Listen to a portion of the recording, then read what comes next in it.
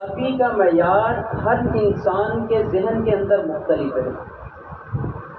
کوئی انسان اپنے ذہن کے اندر یہ سوچ کر بیٹھا ہے کہ اگر اس کے پاس بہت زیادہ مال و دولت آ گیا تو وہ کامیاب ہو گیا۔ کسی نے اپنے ذہن کے اندر یہ بٹھایا ہے کہ اگر اس کے پاس اچھی گاڑی اور اچھا مکان آ گیا تو وہ کامیاب ہو گیا۔ یعنی کہ اگر دیکھا جائے تو ہر انسان کے ذہن کے اندر کامیابی کے مختلف معیار ہیں، کامیابی کی مختلف سوچیں ہیں، لیکن یہ کامیابی کے معیار، یہ کامیابی کی سوچ میری اور آپ کی ہے۔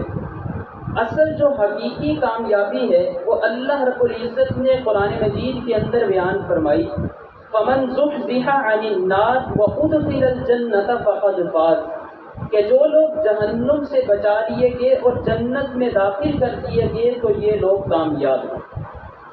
یعنی کامیابی کا ہمیں جو معیار بتلایا گیا وہ یہ کہ انسان جہنم سے بچا لیا جائے اور جنت میں داخل کر دیا جائے۔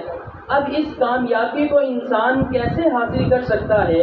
تو اللہ رب العزت نے قرآن مجید کے اندر اس کا بھی طریقہ بیان فرمایا، چنانچہ ارشاد فرمایا، ان الذین آمنوا وعملوا الصالحات کانت لہم جنات الفردوس، فرمایا کہ جو لوگ ایمان لے کر آئے اور اس کے بعد نیک اعمال کیے تو یہ لوگ جنت الفردوس میں جائیں گے۔ یعنی کہ جو حقیقی کامیابی ہے اس کو حاصل کرنے کے لیے بنیادی طور پر دو چیزوں کا ہونا ضروری ہے۔ نمبر ایک ایمان کا یعنی صحیح عقیدے کا ہونا ضروری ہے، نمبر دو نیک اعمال کا ہونا ضروری ہے۔ یہ دو چیزیں انسان کے پاس موجود ہوں گی تو انسان حقیقی کامیابی کو حاصل کر سکے گا۔ اگر ہمارے پاس ان میں سے ایک چیز بھی موجود نہ ہوئی تو انسان حقیقی جو کامیابی ہے اس کو حاصل نہیں کر سکے گا۔ مثال کے طور پر اگر ایک انسان ہے، آپ دیکھتے ہیں کہ وہ صبح تہجد کے وقت مسجد میں آتا ہے، تہجد کی نماز ادا کرتا ہے، اس کے بعد فجر کی نماز جماعت کے ساتھ ادا کرتا ہے، اس کے بعد وہ قرآن مجید کی تلاوت کرتا ہے، اشراق کی نماز ادا کرتا ہے، بقیہ پانچوں نمازیں جماعت کے ساتھ ادا کرتا ہے۔ لیکن اگر یہ والا شخص کہہ دے کہ میں آخرت پر یقین نہیں رکھتا، یہ شخص کہہ دے کہ میں رسول اللہ صلی اللہ علیہ وسلم کو آخری نبی نہیں مانتا، تو دوستو آپ بتائیں کہ اس کے یہ سارے کیے جانے والے اعمال کسی قابل قبول ہوں گے؟ نہیں۔ کیا وجہ؟ کیوں قابل قبول نہیں ہے؟ اس وجہ سے کہ بنیادی طور پر جس چیز کا ہونا ضروری تھا یعنی کہ ایمان کا، وہ چیز اس بندے کے پاس موجود نہیں۔ اس کو ایک اور مثال کے ذریعے سمجھ لیجئے۔ حدیث مبارکہ میں آتا ہے کہ جو بندہ جماعت کے ساتھ نماز ادا کرتا ہے اللہ رب العزت اس کو 27 نمازوں کا ثواب عطا فرماتے ہیں۔ ہم نے جماعت کے ساتھ نماز مغرب ادا کی تو ہمیں 27 نمازوں کا ثواب ملا۔ اگر ہمارے ساتھ صف میں کھڑے ہو کر کوئی عیسائی، کوئی یہودی، کوئی قادیانی یا کوئی بھی غیر مسلم ہمارے ساتھ صف میں کھڑا ہو کر نماز ادا کرتا تو 27 کیا اس کو ایک بھی نماز کا ثواب ملتا؟ نہ ملتا۔ کیوں؟ اس وجہ سے کہ بنیادی طور پر جو چیز ہونی چاہیے تھی وہ اس شخص کے پاس نہیں تھی۔ اس سے ہمیں معلوم یہ ہوا دوستو کہ سب سے بنیادی اور سب سے اہم جو چیز ہے وہ صحیح عقیدے کا ہونا، ایمان کا ہونا ہے۔ اگر انسان کے پاس عقیدہ درست ہوگا، عقیدہ ٹھیک ہوگا تو اس کے کیے جانے والے اعمال بھی قابل قبول ہوں گے۔ اسلام کے اندر عقائد کی کتنی اہمیت ہے اس کا اندازہ آپ اس بات سے بھی لگائیں۔ جنگ کا موقع ہے، جنگ کے موقع پر کفار کی طرف لشکر سے ایک شخص نکلا، رسول اللہ صلی اللہ علیہ وسلم کے پاس آیا، کہنے لگا کہ یا رسول اللہ اسلام قبول کرنا چاہتا ہوں، آپ کے ہاتھ پر ایمان لانا چاہتا ہوں، لیکن جنگ کا موقع ہے، کیا یہ اچھا نہیں کہ میں مسلمانوں کی طرف سے کافروں کے لشکر میں جاؤں، کافروں کے ساتھ جنگ کروں، کافروں کو قتل کروں، جب جنگ ختم ہو جائے تو جنگ کے اختتام پر میں آپ کے ہاتھ پر اسلام قبول کر لوں؟ رسول اللہ صلی اللہ علیہ وسلم نے ارشاد فرمایا کہ نہیں، پہلے اسلام قبول کرو، پہلے ایمان میں داخل ہو، اس کے بعد تم کفار کے لشکر میں جا کر کفار کا مقابلہ کرو۔ چنانچہ روایات میں آتا ہے کہ اس شخص نے اسی جگہ پر کلمہ پڑھا، رسول اللہ صلی اللہ علیہ وسلم کے ہاتھ پر اسلام قبول کیا، واپس کفار کے لشکر میں گیا، وہاں پر جا کر کافروں کو قتل کیا، کافروں کو قتل کرتے کرتے خود بھی شہید ہو گئے۔ جب جنگ ختم ہوئی تو صحابہ کرام اس کی میت کو رسول اللہ صلی اللہ علیہ وسلم کے پاس لے کر آئے، فرمانے لگے کہ یا رسول اللہ، یہ وہ شخص ہے کہ ہم میں سے کوئی اس کو نہیں جانتا لیکن ہمارے لشکر میں سے ملا ہے۔ رسول اللہ صلی اللہ علیہ وسلم ارشاد فرمانے لگے کہ ہاں تم اس شخص کو نہیں جانتے لیکن میں جانتا ہوں۔ فرمایا کہ یہ میرا وہ صحابی ہے کہ عمل قلیلا و اجر کثیرا، کہ اس نے عمل تو بڑا تھوڑا کیا ہے لیکن حقیقی کامیابی کو پا لیا۔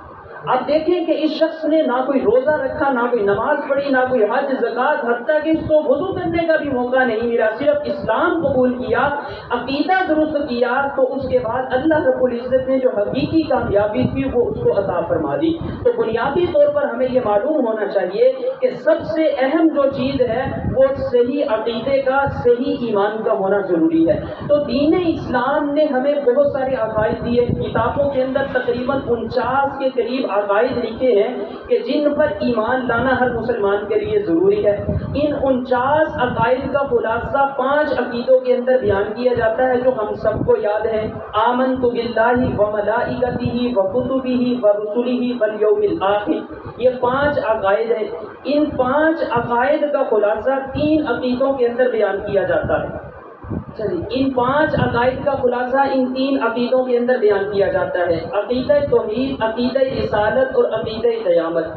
عزیز دوستو، ایک بات کو ذہن میں رکھیے گا کہ میں جو آج آپ کے سامنے حاضر ہوا کوئی بیان یا تقریر کرنے کی غرض سے نہیں آیا، بلکہ ایک سبق آپ حضرات کو سنانے کے لیے آیا ہوں۔ بیان کو مولانا سعید صاحب اور مولانا امان اللہ صاحب ماشاءاللہ بڑے اچھے انداز میں کرتے ہیں اور آپ حضرات سنتے بھی رہتے ہیں۔ تو میرا مقصد بیان کرنا نہیں بلکہ صرف ایک سبق سنانا ہے۔ اگر آپ حضرات کی توجہ ہوگی تو انشاءاللہ کورس کے اختتام پر آپ بہت کچھ اپنے ساتھ لے کر جائیں گے انشاءاللہ۔ اور یہ جو ہمارا جو کورس ہوگا یہ سوالن جواباً ہوگا۔ سوال جواب کرنے کا مقصد آپ کا ہر چیز امتحان لینا مقصود نہیں ہوگا، بلکہ سوالات کرنے کا مقصد یہ ہوگا کہ تاکہ جو بات ہم یہاں پر پڑھیں یا دیکھیں تو وہ ہمارے ذہنوں کے اندر پختہ ہو جائے۔ 3 عقائد ہیں۔ ان 3 عقائد میں سے اگر آپ سے پوچھا جائے کہ سب سے اہم اور بنیادی عقیدہ کون سا ہے تو آپ کا کیا جواب ہوگا جی؟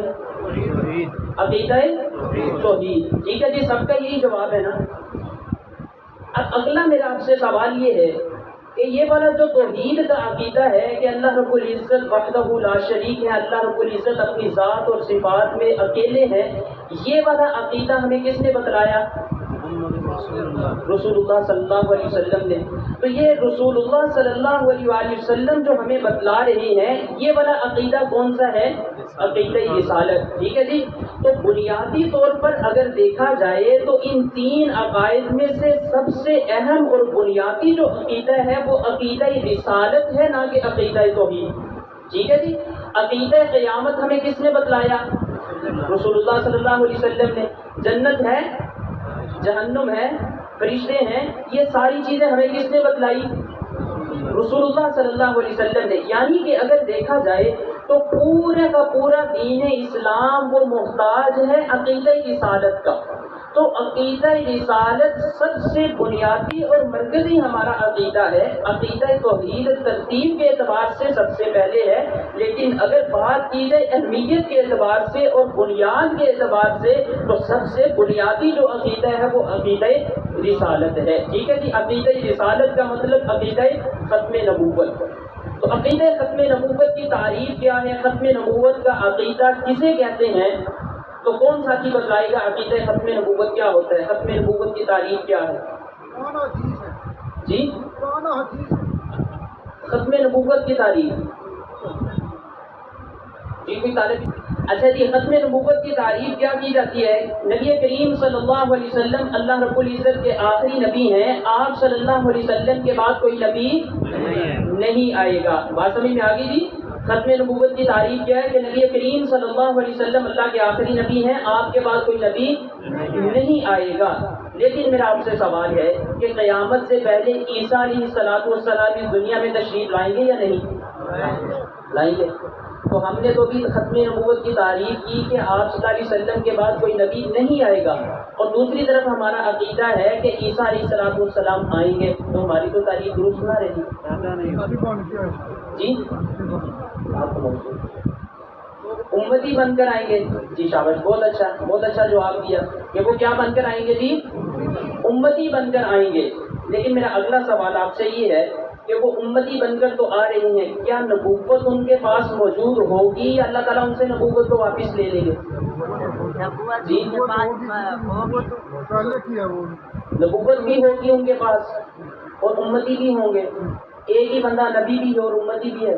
کیونکہ وہ نبی سے پہلے آئے ہیں، وہ جو ان کو عطا کی گئی ہے وہ پہلے کی ہے. آپ علیہ الصلوۃ والسلام سے پہلے وہ عطا کی گئی ہے، البتہ جو امتی بنے وہ بعد میں. جی ٹھیک ہے، آپ حضرات کو سمجھ میں آ رہی نا جی بات؟ جزاک اللہ. تو سوال یہ اٹھایا جاتا ہے کہ جی عیسیٰ علیہ الصلوۃ والسلام تو آ رہے ہیں، تو ہم نے اس کا جواب دے دیا کہ جی وہ امتی بن کر آ رہے ہیں. اگلا سوال یہ کہ کیا نبوت ان کے پاس موجود ہوگی یا اللہ تعالیٰ واپس لے لیں گے؟ تو اکثر ساتھیوں کا یہ جواب ہوتا ہے کہ جی ان کے پاس نبوت نہیں ہوگی. حالانکہ یہ غلط عقیدہ ہے. ہمارا یہ عقیدہ ہے کہ اللہ رب العزت جب ایک مرتبہ کسی کو نبوت عطا کر دیں تو پھر اس سے نبوت کو واپس نہیں لیتے. تو ہمارا عقیدہ یہ ہے کہ نبوت کا عہدہ ان کے پاس موجود ہوگا لیکن وہ اپنی نبوت کو چلا نہیں سکیں گے. اب آپ کے ذہن کے اندر یہ بات آ رہی ہوگی کہ یار یہ کیسی بات ہے کہ ایک بندے کے پاس نبوت ہے لیکن وہ اپنی نبوت چلا نہیں سکتا. تو آپ اس کو ایک مثال کے ذریعے سمجھ لیجیے گا. مثال دینے کا مقصد یہ ہوتا ہے تاکہ بات اچھے طریقے سے سمجھ میں آ جائے. ہمارا اس وقت ملک کا حکمران کون ہے جی؟ وزیر اعظم کون ہے؟ آج کل تو الٹی پلٹی ہو رہی ہے نا، کبھی کوئی کبھی کوئی کبھی کوئی. آج کل کون ہے جی؟ شہباز شریف. شہباز شریف ہمارے ملک کا وزیر اعظم ہے. اگر شہباز شریف صاحب چلے جاتے ہیں امریکہ، چین یا کسی اور ملک، تو وہاں پر جا کر شہباز شریف صاحب پاکستان کے قوانین کو نافذ کر سکیں گے؟ یہ ادھر والے ساتھیوں کو شاید سمجھ نہیں آ رہی ہے سمجھ. شہباز شریف صاحب چین یا امریکہ یا کسی بھی ملک جا کر پاکستان کے قوانین نافذ کر سکتے ہیں؟ نہیں نافذ کر سکتے. وہاں پر جا کر شہباز شریف صاحب کو انہی کے ملک کے قوانین کے اوپر کیا کرنا ہوگا؟ عمل کرنا ہوگا. انہی کے قوانین کے مطابق زندگی گزارنی ہوگی. لیکن کیا شہباز شریف کے چین یا امریکہ جانے کی وجہ سے کیا پاکستان سے ان کی وزارت ختم ہو گئی یا موجود ہے؟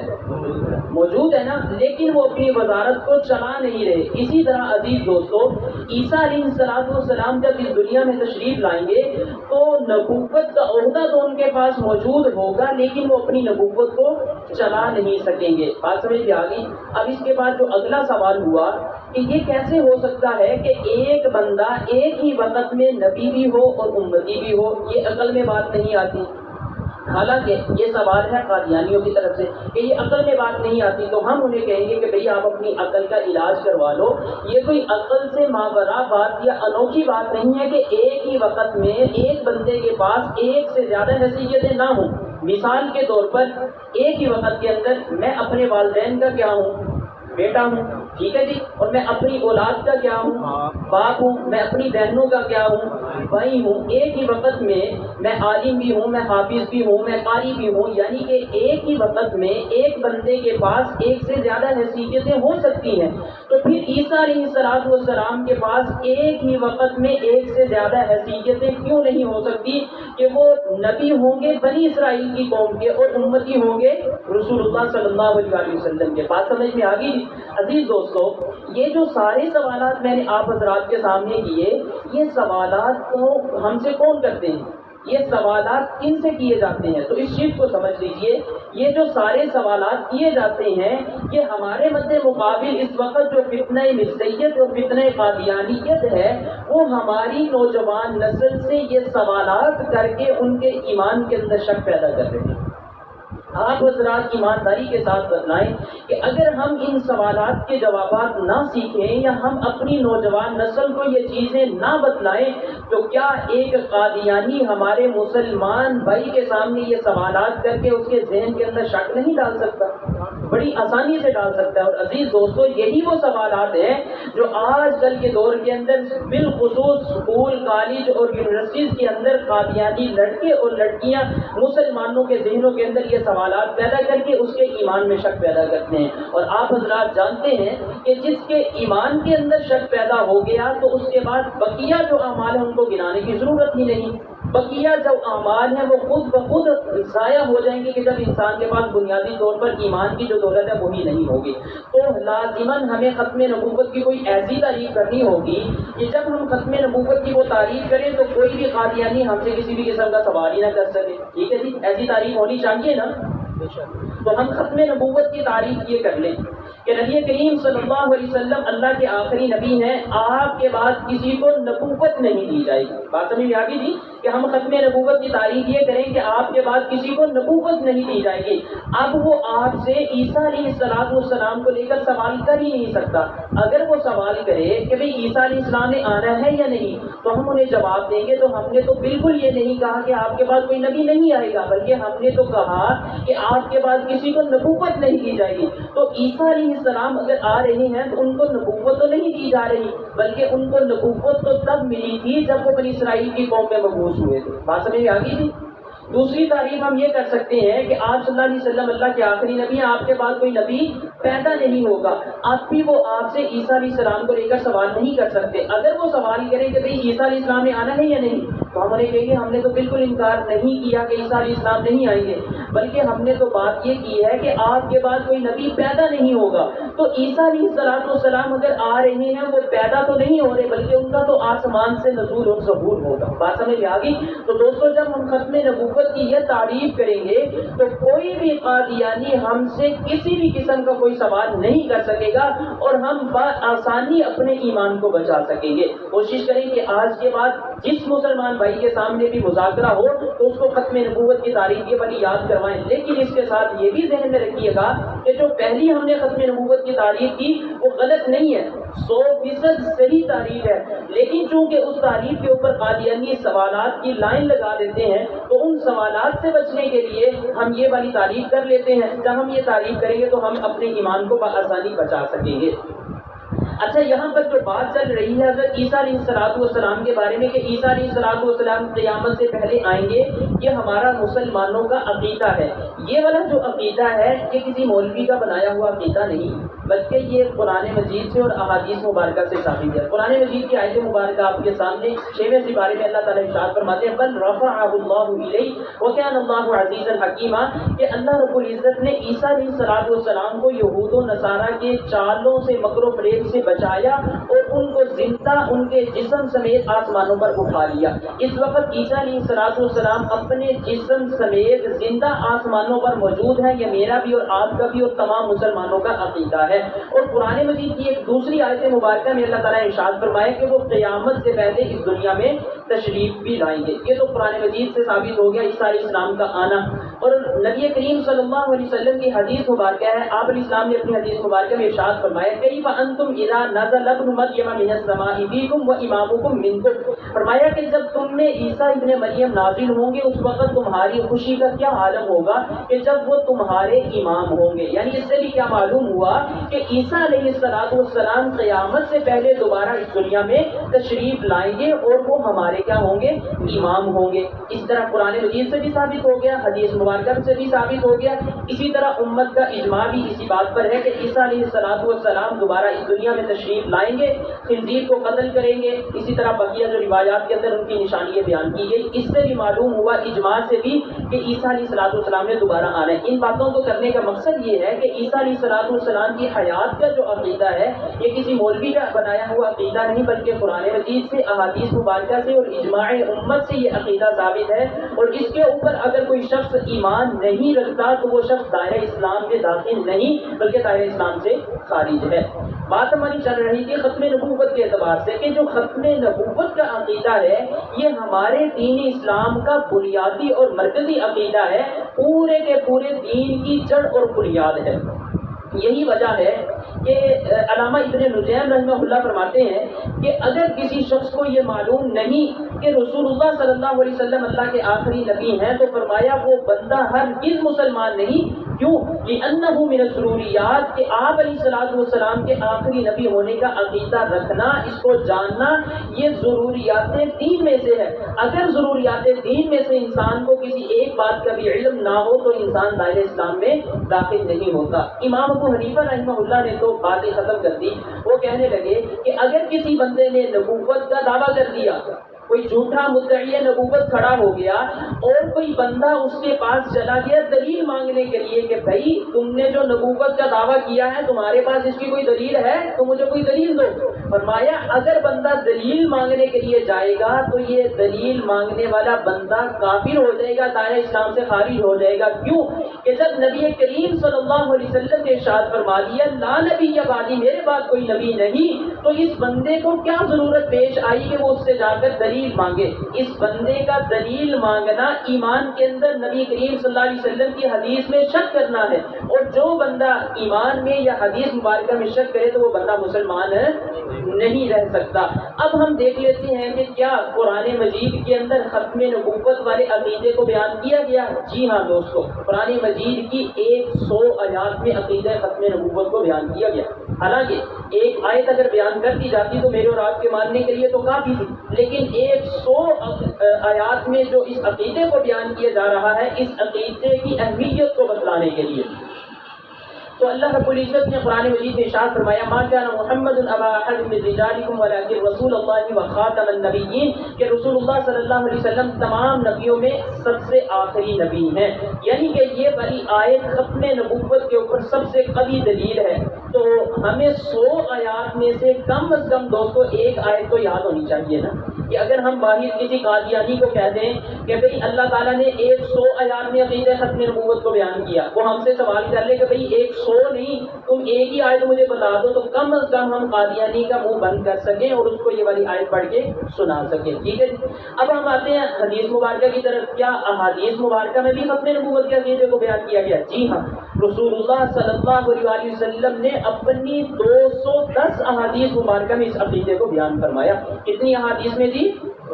210 احادیث مبارکہ میں بیان فرمایا. حالانکہ صرف ایک آیت ہی اگر بیان کر دی جاتی تو میں اور آپ تو اس کو مان لیتے, لیکن 210 حدیث مبارکہ میں جو اس عقیدے کو بیان کیا جا رہا ہے اس عقیدے کی اہمیت کو بتلانے کے لیے 210 احادیث مبارکہ میں سے ایک آیت آپ کے سامنے, ایک حدیث مبارکہ آپ کے سامنے کہ نبی کریم صلی اللہ علیہ وسلم نے اپنے آخری خطبہ حجۃ الوداع کے موقع پر ارشاد فرمایا ایھا الناس انہ لا نبی بعدی ولا امۃ بعدکم, کہ لوگوں میرے بعد کوئی نبی نہیں اور تمہارے بعد کوئی امت نہیں ہے. بات سمجھ میں آ گئی جی؟ کہ نبی کریم صلی اللہ علیہ وسلم کی یہ حدیث مبارکہ کم از کم اس کو اپنے ذہن میں رکھیے گا. اس کے اگر کوئی شخص چاہتا ہے کہ یہ قرآن مجید کی 100 آیات اور نبی کریم صلی اللہ علیہ وسلم کی 210 احادیث مبارکہ کا مطالعہ کرے کہ جس میں یہ ختم نبوت کا عقیدہ ثابت ہے, تو وہ یہ کتاب ہے ختم نبوت کامل مفتی شفیع صاحب کی. یہ نیٹ سے بھی آپ کو مل جائے گی اور بازار سے بھی آسانی آپ کو مل جائے گی. آپ حضرات شوق رکھنے والے اس کتاب کا مطالعہ کر سکتے ہیں. میں اپنی بات کو آگے بڑھانے سے پہلے یہاں پر آپ حضرات سے ایک بات عرض کرنا چاہتا ہوں کہ دیکھیں ہم سب پیارے نبی صلی اللہ علیہ وسلم کے امتی ہیں, اور ہم میں سے ہر شخص یہ جانتا ہے کہ پیارے نبی صلی اللہ علیہ وسلم نے اپنی جو 63 سالہ زندگی گزاری وہ اپنی ذات کے لیے, اپنے گھر والوں کے لیے نہیں گزاری, بلکہ میرے اور آپ کے لیے گزاری. سب ساتھی اس کو جانتے ہیں نا. آپ ہمارے ساتھ پیارے نبی صلی اللہ علیہ وسلم کو کس قدر محبت تھی, کس قدر پیار تھا, آپ اس کا اندازہ ایک حدیث مبارکہ میں آپ کو سناتا ہوں, اس سے لگا لیجئے گا کہ نبی علیہ الصلوۃ والسلام نے ارشاد فرمایا کہ جتنے بھی انبیاء کرام اس دنیا میں تشریف لائے, تمام انبیاء کرام کو اللہ رب العزت نے ایک دعا کا اختیار دیا تھا کہ جو بھی نبی وہ ایک دعا مانگے گا اللہ رب العزت ہر حال میں اس کو قبول فرمائیں گے. نبی کریم صلی اللہ علیہ وسلم نے ارشاد فرمایا کہ تمام انبیاء کرام علیہ السلام نے اپنی اپنی دعائیں مانگ لی, لیکن میں نے اپنی دعا کو کل قیامت کے لیے ذخیرہ کر کے رکھا ہے کہ کل جب قیامت کا دن ہوگا, میری امت مشکل حالات میں ہوگی, تو میں اللہ رب العزت سے دعا کر کے اپنی امت کی بخشش اور مغفرت کرواؤں. نبی کریم صلی اللہ علیہ وسلم کو جتنا ہم سے پیار تھا ہمارے والدین کو ہم سے اتنا پیار نہیں ہوگا، ہمیں اپنی اولاد سے اتنا پیار نہیں ہوگا کہ جتنا پیارے نبی صلی اللہ علیہ وسلم کو اپنی امت سے پیار تھا۔ تو دوستو، امت کے اندر میں بھی آتا ہوں، آپ حضرات بھی آتے ہیں، اور ہماری آنے والی نسل بھی آتی ہے، تو کیوں نہ ہو کہ ہم پیارے نبی صلی اللہ علیہ وسلم کی عزت اور ناموس کی حفاظت کے لیے اپنے آپ کو لگائیں۔ نبی کریم صلی اللہ علیہ وسلم نے اپنی اسی امت کے ساتھ محبت کو واضح کرتے ہوئے میری اور آپ کی رہنمائی کے لیے ایک حدیث مبارکہ ارشاد فرمایا انہ سیکون فی امتی ثلاثون کذابون وفی روایت دجالون کذابون کلہم یزعم انہ نبی وانا خاتم النبیین لا نبی بعدی۔ ارشاد فرمایا کہ ان قریب میری امت میں 30 جھوٹے شخص پیدا ہوں گے، جن میں سے ہر ایک یہ گمان کرے گا کہ میں اللہ کا نبی ہوں، لیکن اے میری امت، تم اس بات کو یاد رکھنا کہ میں ہی اللہ کا آخری نبی ہوں، اللہ میرے بعد قیامت تک کسی کو نبوت عطا نہیں کرے گا۔ عزیز دوستو، نبی کریم صلی اللہ علیہ وسلم ابھی اس دنیا میں موجود تھے کہ یمن کا رہنے والا ایک شخص جس کا نام اسود عنسی تھا، اس نے نبوت کا دعویٰ کر دیا، کہنے لگا کہ اللہ رب العزت نے مجھے آخری نبی بنا کر بھیجا ہے۔ نبی کریم صلی اللہ علیہ وسلم کو جب اس بات کی خبر ملی تو اپنے صحابہ کرام کو حکم دیا، صحابہ کرام سے مشورہ کیا اور فرمانے لگے کہ کون میرا صحابی میرے اس دشمن اسود کو قتل کر کے مجھ محمد کے سینے کو ٹھنڈا کرے گا۔ چنانچہ روایات میں آتا ہے کہ صحابہ کرام کے مجمع میں سے ایک صحابی جن کا نام فیروز دہلوی رضی اللہ تعالیٰ عنہ ہے، وہ کھڑے ہوئے فرمانے لگے کہ یا رسول اللہ، میں آپ کے دشمن کو قتل کر کے آپ کے سینے کو ٹھنڈا کروں گا۔ روایات میں آتا ہے کہ فیروز دہلوی رضی اللہ تعالیٰ عنہ نے مدینے سے یمن کا سفر شروع کیا۔ مدینے سے یمن کا سفر تقریباً 1700 یا 1800 کلومیٹر کا سفر ہے۔ دوستو، آپ حضرات جانتے ہیں کہ وہ صحابہ کرام کا جو دور تھا وہ کوئی ہوائی جہاز یا کار موٹر کا دور نہیں تھا۔ اس دور کے اندر اونٹوں پر، گھوڑوں پر یا پیدل سفر کیے جاتے تھے۔ تو فیروز دہلوی رضی اللہ تعالیٰ عنہ ہفتوں کا سفر کر کے مدینہ سے یمن پہنچتے ہیں، وہاں پر جا کر رسول اللہ صلی اللہ علیہ وسلم کے گستاخ اسود عنسی کو قتل کرتے ہیں۔ جیسے ہی اسود عنسی کو قتل کیا، اب فیروز دہلوی رضی اللہ تعالیٰ عنہ نے ہفتوں کا سفر کر کے واپس مدینہ میں آ کر رسول اللہ صلی اللہ علیہ وسلم کو یہ خوشخبری سنانی تھی، لیکن قربان جائیں اللہ رب العزت کی ذات پر، جیسے ہی اسود کو قتل کیا گیا، ادھر مدینہ میں اللہ رب العزت نے جبرائیل علیہ السلام کو نازل فرما دیا کہ میرے پیارے نبی صلی اللہ علیہ وسلم کو یہ خوشخبری سنا دیجیے کہ آپ کے صحابی نے آپ کے دشمن کو قتل کر دیا ہے۔ جب رسول اللہ صلی اللہ علیہ وسلم نے یہ جملے سنے تو رسول اللہ صلی اللہ علیہ وسلم صحابہ کرام کو فرمانے لگے فاز فیروز کہ میرا صحابی فیروز دنیا اور آخرت میں کامیاب ہو گیا، میرا صحابی دنیا اور آخرت میں کامیاب ہو گیا۔ اور اس کے بعد جو جملے ارشاد فرمائے دوستوں، میرے اور آپ کو اپنے ذہن کے اندر بٹھانے چاہیے۔ رسول اللہ صلی اللہ علیہ وسلم ارشاد فرمانے لگے کہ آج ایک مبارک خاندان کے مبارک شخص نے میرے دشمن کو قتل کر کے میرے سینے کو ٹھنڈا کر دیا ہے۔ علماء کرام یہاں پر ایک نقطہ بیان فرماتے ہیں، علماء کرام بیان یہ فرماتے ہیں کہ نبی کریم صلی اللہ علیہ وسلم کو مبارک بات صرف فیروز دہلوی رضی اللہ تعالیٰ عنہ کو دینی چاہیے تھی، کیونکہ قتل کرنے والے یہ تھے، لیکن جہاں پر فیروز دہلوی رضی اللہ تعالیٰ عنہ کو مبارک بات تھی، وہیں پر فیروز دہلوی رضی اللہ تعالیٰ عنہ کے خاندان، قوم اور قبیلے کے لوگوں کو بھی مبارک بات کا مستحق قرار دیا، مجھے اور آپ کو اور قیامت تک آنے والی امت کو یہ بتلانے کے لیے کہ جو بندہ رسول اللہ صلی اللہ علیہ وسلم کی عزت اور ناموس کی حفاظت کے لیے اپنے آپ کو لگائے گا، جو بندہ رسول اللہ صلی اللہ علیہ وسلم کی ختم نبوت کے لیے اپنے آپ کو پیش کرے گا، صرف وہ بندہ مبارک بات کا مستحق نہیں بلکہ اس کے خاندان، قوم اور قبیلے کے لوگ بھی مبارک بات کے مستحق ہوں گے۔ کچھ ہی وقت گزرا، ایک دوسرا شخص جس کا نام مسیلمہ کذاب تھا، آپ حضرات جانتے ہیں کہ اس نے نبوت کا دعویٰ کیا۔ نبی کریم صلی اللہ علیہ وسلم کو اس بات کی خبر ملی تو ایک خط لکھا، خط کے اندر یہ لکھا من محمد رسول اللہ صلی اللہ علیہ وسلم الی مسیلمہ الکذاب، کہ میں یہ خط محمد رسول اللہ مسیلمہ کذاب یعنی مسیلمہ جھوٹے کے نام لکھ رہا ہوں۔ اس خط کے اندر رسول اللہ صلی اللہ علیہ وسلم نے اس کو دعوت دی کہ تم اپنے اس کفریہ عقیدے سے توبہ کر لو، اپنے کفریہ عقیدے سے باز آ جاؤ۔ نبی کریم صلی اللہ علیہ وسلم کا یہ خط حضرت حبیب بن زید جو کہ صحابی ہیں وہ لے کر مسیلمہ کے دربار میں پہنچتے ہیں۔ مسیلمہ کے دربار میں یہ خط لے کر جب پہنچے، مسیلمہ نے خط کھولا، خط کو پڑھ رہا ہے کہ مجھے محمد رسول اللہ نے مسیلمہ کذاب یعنی جھوٹے کے لقب سے پکارا ہے۔ مسیلمہ کذاب کو بڑا غصہ آیا، جو صحابی خط لے کر گئے تھے حبیب بن زید، ان کو دربار کے درمیان میں کھڑا کیا اور کہنے لگا کہ اے حبیب، میں تم سے کچھ سوالات کرنا چاہتا ہوں، مجھے جوابات دیجیے۔ حضرت حبیب بن زید فرمانے لگے پوچھئے، مسیلمہ کذاب نے پہلا سوال یہ کیا، اتشہد ان محمد رسول اللہ، کہ کیا تم محمد صلی اللہ علیہ وسلم کو اللہ کا نبی اور رسول مانتے ہو؟ حبیب بن زید فرمانے لگے جی میں آپ صلی اللہ علیہ وسلم کو اللہ کا نبی اور آخری نبی مانتا ہوں۔ اس نے دوسرا سوال کیا، اتشہد انی رسول اللہ، کہ کیا تم مجھے بھی اللہ کا نبی اور رسول مانتے ہو؟ حبیب بن زید فرمانے لگے اے بدبخت، تجھے نبی ماننا تو دور کی بات، تیری یہ بکواس میرے کانوں تک نہیں پہنچ رہی۔ مسیلمہ کذاب کو بڑا غصہ آیا، اس نے جلاد کو حکم دیا کہ حبیب بن زید کا دایاں ہاتھ کلائی سے کاٹ دیا جائے۔ چنانچہ حبیب بن زید رضی اللہ تعالیٰ عنہ کا دایاں ہاتھ کلائی سے کاٹ دیا۔ اس نے دوسری دفعہ سوال پوچھا، اتشہد ان محمد رسول اللہ، حبیب بن زید فرمانے لگے جی میں آپ صلی اللہ علیہ وسلم کو اللہ کا آخری نبی مانتا ہوں۔ اپنے بارے میں سوال کیا کہ کیا تم مجھے بھی اللہ کا نبی اور رسول مانتے ہو؟ حبیب بن زید فرمانے لگے بدبخت، میں تیری بکواس نہیں سن رہا۔ اس نے جلاد کو حکم دیا کہ حبیب بن زید کا بایاں ہاتھ بھی کاٹ دیا جائے۔ چنانچہ حبیب بن زید کا بایاں ہاتھ کاٹ دیا گیا۔ تیسری اور چوتھی دفعہ یہی سوالات پوچھے، حبیب بن زید رضی اللہ تعالیٰ عنہ نے یہی جوابات ارشاد فرمائے کہ اے بدبخت، تیری بکواس میں نہیں سن رہا۔ مسیلمہ کذاب کو بڑا غصہ آیا، کہنے لگا کہ حبیب تو بڑی عجیب بات کرتا ہے کہ جب میں تیرے نبی کے بارے میں سوال کرتا ہوں تیرے کان سنتے ہیں، تیری زبان جواب دیتی ہے، لیکن جب میں اپنے بارے میں سوال کرتا ہوں تیری زبان گونگی اور بہری ہو جاتی ہے، تیرے کان گونگے ہو جاتے ہیں، تو زبان سے میری نبوت ماننے کے لیے تیار نہیں ہوتا۔ مسیلمہ کذاب کو بڑا غصہ آتا ہے، وہ جلاد کو کہتا ہے کہ حبیب بن زید کا دایاں پاؤں اور بایاں پاؤں کاٹ دیا جائے۔ چنانچہ حبیب بن زید کا دایاں پاؤں بایاں پاؤں کاٹ دیا گیا۔ اس کے بعد مسیلمہ کذاب حبیب بن زید کو مخاطب کر کے کہتا ہے کہ اے حبیب، ابھی بھی تمہارے پاس موقع ہے، ابھی بھی مہلت ہے،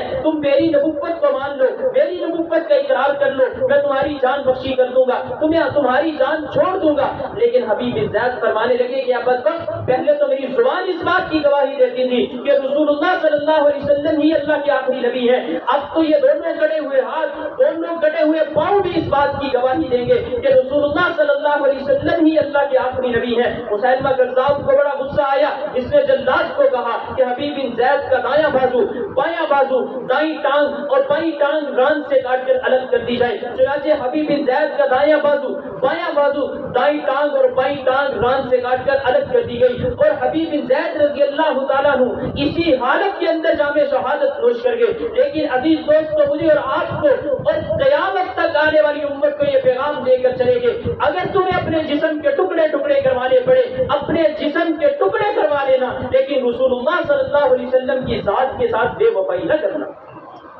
یہ بیٹے کن کے ہیں؟ یہ بیٹے ہیں حضرت ام عمارہ رضی اللہ تعالیٰ عنہ کے۔ عزیز دوستو، میری بات کو بڑی توجہ سے سنیے گا، یہ بیٹے ہیں ام عمارہ رضی اللہ تعالیٰ عنہ کے۔ ایک صحابی ام عمارہ رضی اللہ تعالیٰ عنہ کے گھر کے دروازہ کھٹکھٹایا کہ اے ام عمارہ، آپ کے بیٹے کو شہید کر دیا گیا ہے۔ ام عمارہ رضی اللہ تعالیٰ عنہ نے جب یہ خوشخبری سنی تو اللہ رب العزت سے دعا کرنے لگی کہ اللہ، آپ کا شکر ہے کہ آپ نے میرے بیٹے کو رسول اللہ صلی اللہ علیہ وسلم کی عزت اور ناموس کی حفاظت کے لیے قبول کر لیا ہے۔ وہ صحابی فرمانے لگے کہ اے ام عمارہ، آپ کے بیٹے کو صرف شہید نہیں کیا گیا بلکہ آپ کے بیٹے کے جسم کے ٹکڑے ٹکڑے کیے گئے ہیں۔ ام عمارہ رضی اللہ تعالیٰ عنہ فرمانے لگی ہاں ہاں، میں اس بات کو جانتی ہوں، مجھے معلوم ہے کہ میرا بیٹا پیارے نبی صلی اللہ علیہ وسلم کی عزت اور ناموس کی حفاظت کے لیے قربان کیا گیا ہے۔ میں نے اسی دن کے لیے اپنے بیٹے کو جنا تھا، میں اسی دن کے لیے اپنے بیٹے کو دودھ پلایا کرتی تھی، اور اللہ رب العزت سے یہ دعائیں کیا کرتی تھی کہ کوئی موقع ایسا آئے کہ میں اپنے بیٹے کو رسول اللہ صلی اللہ علیہ وسلم کی ذات کے لیے قربان کر دوں۔ تو آج اللہ نے مجھے وہ سعادت نصیب فرمائی ہے۔ جاؤ، اس صحابی کو فرمانے لگی کہ جاؤ مدینہ کی گلیوں میں یہ آواز لگا دو کہ آج کے دن ام عمارہ کے گھر جو عورت افسوس کرنے کے لیے آئے گی اس کے لیے ام عمارہ کے گھر کے دروازے بند ہیں۔ ہاں، اگر کوئی عورت یہ خوشخبری سنانے کے لیے آئے کہ اے ام عمارہ، تجھے مبارکباد، اے ام عمارہ تو بڑی خوش قسمت ہے کہ تیرے بیٹے کو رسول اللہ صلی اللہ علیہ وسلم کی عزت اور ناموس کی حفاظت کے لیے قبول کر لیا گیا ہے، فرمانے لگی ہاں، اس کے لیے میرے گھر کے دروازے کھلے۔ عزیز دوستوں قربان جائے صحابہ کرام پر صحابیات پر کہ ان کے کس قدر جذبات تھے. حضرت طلحہ رضی اللہ تعالیٰ عنہ کی زندگی کو دیکھ لیجئے. طلحہ رضی اللہ تعالیٰ عنہ نبی کریم صلی اللہ علیہ وسلم کے ساتھ میدان احد میں جاتے ہیں. ایک ہاتھ میں تلوار ہے, ایک ہاتھ میں ڈھال ہے. تلوار کے ذریعے سے کافروں کی گردنوں کو اڑا رہے ہیں, ڈھال کے ذریعے سے کافروں کی طرف سے آنے والے تیر اور نیزوں کو روک رہے ہیں.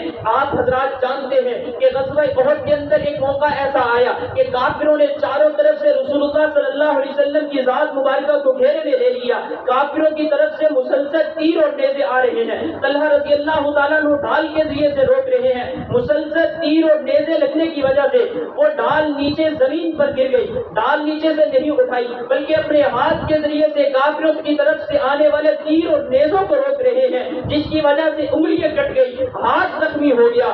جب جنگ ختم ہوئی, جنگ کے اختتام پر صحابہ کرام طلحہ رضی اللہ تعالیٰ عنہ کو فرمانے لگے کہ اے طلحہ, جب آپ کے ہاتھ سے ڈھال نیچے زمین پر گری تو آپ ایک لمحے کے لیے, ایک سیکنڈ کے لیے نیچے زمین پر جھکتے, ڈھال اٹھا کر ڈھال کے ذریعے سے تیر اور نیزوں کو روک لیتے.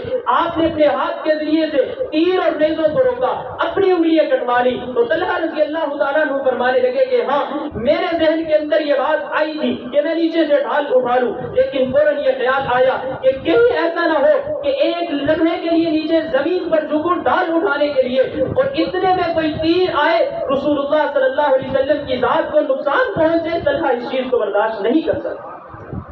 یعنی طلحہ رضی اللہ تعالیٰ عنہ اپنا ہاتھ کٹوانا تو برداشت کر سکتے ہیں, اپنی انگلیاں کٹوانا تو برداشت کر سکتے ہیں, لیکن یہ برداشت نہیں کر سکتے کہ رسول اللہ صلی اللہ علیہ وسلم کی ذات کو تکلیف پہنچ جائے. یہ تو صحابہ کرام کا حال ہے. صحابیات کو دیکھ لیجئے. ام عمارہ رضی اللہ تعالیٰ عنہ اسی غزوہ احد میں رسول اللہ صلی اللہ علیہ وسلم کے ساتھ جنگ میں شریک ہوتی ہیں. جب جنگ ختم ہوتی ہے رسول اللہ صلی اللہ علیہ وسلم ام عمارہ رضی اللہ تعالیٰ عنہ کو اپنے قریب بلاتے ہیں. فرمانے لگے کہ ام عمارہ, اس دفعہ جنگ میں میں نے عجیب بات دیکھی کہ میں آپ کو دیکھتا تھا کہ آپ کبھی میرے سامنے آتی تھی, کبھی میرے پیچھے آتی تھی, کبھی دائیں اور بائیں آتی تھی. اس کی کیا وجہ تھی؟ ام عمارہ رضی اللہ تعالیٰ عنہ فرمانے لگی کہ یا رسول اللہ, جب مجھے اس بات کا ڈر اور خوف ہوتا کہ کوئی کافر آپ کے سامنے آ کر آپ کی ذات پر حملہ کر کے آپ کو نقصان پہنچانے کی کوشش کرے گا, تو یا رسول اللہ میں آپ کے سامنے آ کر آپ کی ذات کی حفاظت کیا کرتی تھی. جب مجھے اس بات کا ڈر اور خوف ہوتا کہ کوئی کافر آپ کے پیچھے سے دائیں بائیں سے آ کر آپ کی ذات کو نقصان پہنچانے کی کوشش کرے گا, تو یا رسول اللہ میں آپ کے آگے پیچھے دائیں بائیں آ کر آپ کی ذات کی حفاظت کیا کرتی تھی. یا رسول اللہ کیوں کیا کرتی تھی؟ اس وجہ سے کہ ام عمارہ اس بات کو جان چکی ہے کہ ام عمارہ کی جان جاتی ہے تو جائے, لیکن رسول اللہ صلی اللہ علیہ وسلم کی ذات کو تکلیف نہیں پہنچنی. نبی کریم صلی اللہ علیہ وسلم ام عمارہ رضی اللہ تعالیٰ عنہ کی یہ بات سن کر بڑے خوش ہوئے. ارشاد فرمانے لگے کہ ام عمارہ مانگو, کیا مانگتی ہو؟ ام عمارہ رضی اللہ تعالیٰ عنہ فرمانے لگی کہ یا رسول اللہ مانگنا کیا ہے؟ آپ اللہ رب العزت سے یہ دعا کر دیجئے کہ جس طرح اس دنیا کے اندر اللہ تعالیٰ نے مجھے اور میری اولاد کو آپ کی خدمت کی توفیق عطا فرمائی ہے, کل قیامت کے دن بھی اللہ رب العزت ہمیں آپ کی خدمت کی توفیق عطا فرمائے. رسول اللہ صلی اللہ علیہ وسلم نے ہاتھ اٹھائے, ام عمارہ اور اس کے خاندان کے لیے دعا کی کہ اللہ ام عمارہ اور اس کے خاندان کو کل قیامت کے دن میرا پڑوس عطا فرما دینا. عزیز دوستو, یہ کوئی قصے اور کہانی سنانا مقصود نہیں ہے. آپ حضرات میری باتوں کو جذبات پر یا تقریر پر مت محمول کیجیے گا. عزیز دوستو, یہ وہ حقائق ہیں جو آپ حضرات کے سامنے بیان کیا کرنے کے لیے آیا ہوں کہ صحابہ کرام کی زندگیوں کو دیکھ لیجئے, صحابیات کی زندگی کو دیکھ لیجئے. ہر صحابی اور ہر صحابیہ کی سب سے ترجیح اول جو ہوا کرتی تھی وہ پیارے نبی صلی اللہ علیہ وسلم کی ذات ہوا کرتی تھی. صحابہ کرام اور صحابیات اپنی جان قربان کرنے سے دریغ نہیں کیا کرتے تھے. صحابہ کرام اس بات کو سمجھ چکے تھے, صحابہ کرام کے ذہنوں کے اندر یہ باتیں بیٹھ چکی تھی کہ ہمارے لیے سب سے پہلے, ہمارے لیے سب سے پہلی ترجیح وہ رسول اللہ صلی اللہ علیہ وسلم کی ذات ہے. لیکن دوستو, افسوس کی بات یہ ہے کہ آج کے دور کے اندر میں اور آپ بھی رسول اللہ صلی اللہ علیہ وسلم کے ساتھ محبت کے دعوے کرنے والے ہیں. میں اور آپ بھی اس بات کا دعویٰ کرتے ہیں کہ ہم عاشق رسول ہیں, لیکن صحابہ کرام کے نعروں میں, میرے اور آپ کے نعروں میں ایک چیز کا فرق ہے کہ صحابہ کرام جو نعرے لگایا کرتے تھے اپنے عمل کے ذریعے سے اس کو ثابت بھی کر کے دکھایا کرتے تھے. لیکن دوستو افسوس کہ آج میں اور آپ صرف اپنی زبان سے نعرے لگانے والے ہیں, رسول اللہ صلی اللہ علیہ وسلم کی ذات کے ساتھ ہم اپنے عمل کے ذریعے سے محبت ثابت کر کے نہیں دکھلا رہے. اور یہ آج کے دور کے اندر یہ ضرورت ہے. آج کے دور کے اندر ہماری یہ ضرورت ہے کہ ہم پیارے نبی صلی اللہ علیہ وسلم کی عزت اور ناموس کی حفاظت کرنے والے بن جائیں. ہماری ترجیح اول، ہماری ترتیب اول اور رسول اللہ صلی اللہ علیہ وسلم کی ذات بن جائے. ہم اپنی اولاد کی پرورش، ہم اپنی اولاد کی تربیت اس طرح کرنے والے بن جائیں کہ ہماری اولاد اپنی جان کو قربان کر دے لیکن رسول اللہ صلی اللہ علیہ وسلم کی ذات کے ساتھ بے وفائی نہ کرے. عزیز دوستو، ضرورت اس بات کی ہے. بہرحال میں بات یہ عرض کر رہا تھا کہ دوسرا بدبخت جو کھڑا ہوا جس نے نبوت کا دعویٰ کیا وہ مسیلمہ کذاب تھا، جس کو حضرت ابوبکر صدیق رضی اللہ تعالیٰ عنہ کے دور کے اندر جس کو ختم کیا گیا. یہ آپ حضرات کے سامنے اس سے پہلے اس بات کو سمجھ لیجئے گا کہ ختم نبوت کا عقیدہ یہ کتنا اہم عقیدہ ہے. ختم نبوت کے عقیدے کی حفاظت صحابہ کرام نے کیسے کی، وہ اس کا اندازہ آپ اس بات سے لگائیں کہ دین اسلام کی حفاظت کے لیے جو ٹوٹل جنگیں لڑی گئی ہیں ان کی تعداد 83 ہے. پورے دین اسلام کے لیے جو جنگیں لڑی گئی ان کی تقریباً تعداد 83 بنتی ہے. ان 83 جنگوں کے اندر جو صحابہ کرام شہید ہو رہے ہیں ان کی تعداد صرف 259 ہے، اور جو کافر قتل کیے جا رہے ہیں ان 83 جنگوں کے اندر ان کی تعداد 759 ہے. لیکن ایک ایسی جنگ جس کا مقصد صرف اور صرف ختم نبوت کی حفاظت ہے، جس کا مقصد صرف اور صرف رسول اللہ صلی اللہ علیہ وسلم کی عزت اور ناموس کی حفاظت ہے، اس ایک جنگ میں 1200 صحابہ کرام نے اپنی جانوں کا نذرانہ پیش کیا. اور یہ 1200 صحابہ بھی معمولی درجے کے صحابہ نہیں تھے، بلکہ ان میں 700 حفاظ صحابہ کرام تھے اور 70 بدری صحابہ کرام تھے. عزیز دوستو، آپ جانتے ہیں کہ بدری صحابہ کرام کو دنیا کے اندر جنت کے سرٹیفکیٹ دیے جا چکے تھے، ان کے اگلے پچھلے گناہ معاف کیے جا چکے تھے، لیکن اس کے باوجود بھی وہ میدان جنگ میں آ کر رسول اللہ صلی اللہ علیہ وسلم کی ختم نبوت کی جو حفاظت کر رہے ہیں. دوستو، یہ مجھے اور آپ کو بتلانے کے لیے ہے، آنے والی امت کو بتلانے کے لیے ہے کہ نبی کریم صلی اللہ علیہ وسلم کی عزت اور ناموس کی حفاظت سے بڑھ کر، نبی کریم صلی اللہ علیہ وسلم کی ختم نبوت سے بڑھ کر کوئی عمل ایسا نہیں ہے. یہی وجہ ہے کہ 1200 صحابہ کرام نے اپنی جانوں کا نذرانہ پیش کیا صرف ایک جنگ کے اندر، اور اس ایک جنگ کے اندر 27,000 کافروں کو قتل کیا گیا. 27,000 کافروں کو قتل کیا گیا. اب جو بندہ اپنے آپ کو رسول اللہ صلی اللہ علیہ وسلم کی عزت اور ناموس کی حفاظت کے لیے قربان کر رہا ہے، جو بندہ، جو صحابی پیارے نبی صلی اللہ علیہ وسلم کی عزت اور ناموس کی حفاظت کے لیے اپنے جسم کے ٹکڑے ٹکڑے کروا رہا ہے، تو اس کی فضیلت کیا ہے، تو آپ اس کا اندازہ اس بات سے لگائیں. یہ آپ حضرات کے سامنے ایک نقشہ ہے، یہ جنگ یمامہ کا میدان ہے، یہ والا، اس کے ساتھ یہ سڑک جا رہی ہے. ہمارے بزرگ فرماتے ہیں کہ جب یہ سڑک بن رہی تھی تو سڑک بناتے وقت نیچے سے کھدائی کی جا رہی تھی کہ کھدائی کرتے کرتے 2-4 صحابہ کرام کی قبریں نیچے سے ظاہر ہوئی. جب صحابہ کرام کی قبروں کو دیکھا تو صحابہ کرام کا جسم اور ان کا کفن ایسے تر و تازہ تھا کہ جیسے آج ہی کسی نے ان کو قبر میں دفنایا. 1400 سال گزرنے کے بعد یہ صحابہ کرام کا تر و تازہ جسم، صحابہ کرام کا تر و تازہ یہ کفن، یہ دوستوں مجھے اور آپ کو پیغام دے رہا ہے کہ جو بندہ خدا کی قسم پیارے نبی صلی اللہ علیہ وسلم کی عزت اور ناموس کی حفاظت کے لیے اپنے آپ کو پیش کرے گا، جو بندہ پیارے نبی صلی اللہ علیہ وسلم کی ختم نبوت کے لیے اپنے آپ کو پیش کرے گا، اللہ تعالیٰ اس کی اس طرح قدر کرے گا. تو دوستو، اپنے دلوں کے اندر یہ ارادے کر کے جائیں، یہ نیت لے کر جائیں، یہ عزم لے کر جائیں کہ ہماری جان جاتی ہے تو چلی جائے لیکن ہم اپنے پیارے نبی صلی اللہ علیہ وسلم کے ساتھ بے وفائی نہ کریں. ہماری اولاد قربان ہو جائے لیکن اپنے پیارے نبی صلی اللہ علیہ وسلم کی ذات کے ساتھ بے وفائی نہ کریں. تو اب ہم آگے چلتے ہیں، اپنی بات کو آگے چلاتے ہیں کہ ہمارے مد مقابل اس وقت جو فتنہ مرزائیت اور قادیانیت ہے جو کہ ہمارے قرب و جوار کے علاقوں کے اندر دندناتی پھر رہی ہے، وہ فتنہ کہاں سے آیا، کیوں آیا اور کیا مقاصد لے کر آیا، اس کو آپ حضرات سمجھ لیجئے. آپ حضرات جانتے ہیں کہ بر صغیر پاک و ہند کے اندر مسلمانوں کی حکومت کئی 100 سال سے چلتی آ رہی تھی. انگریزوں کو، غیر مسلم طاقتوں کو ہر وقت یہ بات کھائی جاتی تھی کہ ہم مسلمانوں کو کس طرح سے شکست دے سکتے ہیں، ہم مسلمانوں کو کس طرح سے مغلوب کر سکتے ہیں. تو اس کے لیے انگریزوں نے ایک کمیٹی کو تشکیل دیا کہ بر صغیر کے اندر جا کر ریسرچ کریں کہ ہم مسلمانوں کو کس طرح سے شکست دے سکتے. تو وہ جو کمیٹی تھی، وہ جو وفد تھا، اس نے ریسرچ کی. ریسرچ کرنے کے بعد انہوں نے یہ آ کر رپورٹ درج کی کہ مسلمانوں کے دلوں کے اندر نظریہ جہاد موجود ہے. جب تک مسلمانوں کے دلوں سے نظریہ جہاد کو نہیں نکالا جائے گا مسلمانوں کو شکست نہیں دی جا سکتی. ان کے سامنے ایک پوائنٹ آ گیا. اس کے بعد ایک اور کمیٹی کو انہوں نے تشکیل دیا، ان کے سامنے بھی یہ مطالبہ رکھا کہ بھائی بر صغیر کے اندر جا کر ریسرچ کرنی ہے کہ ہم مسلمانوں کو کس طرح سے شکست دے رہے ہیں۔ تو انہوں نے یہ رپورٹ آ کر درج کی کہ مسلمانوں کے دلوں سے جب تک ان کے نبی کی محبت کو نہیں نکالا جا سکتا تب تک مسلمانوں کو شکست نہیں دی جا سکتی۔ یعنی بنیادی طور پر مسلمانوں کے پاس یہ دو چیزیں، ایک نظریہ جہاد کو ختم کر دیا جائے اور دوسرا مسلمانوں کے دلوں سے ان کے نبی کی محبت کو ختم کر دیا جائے، کم کر دیا جائے۔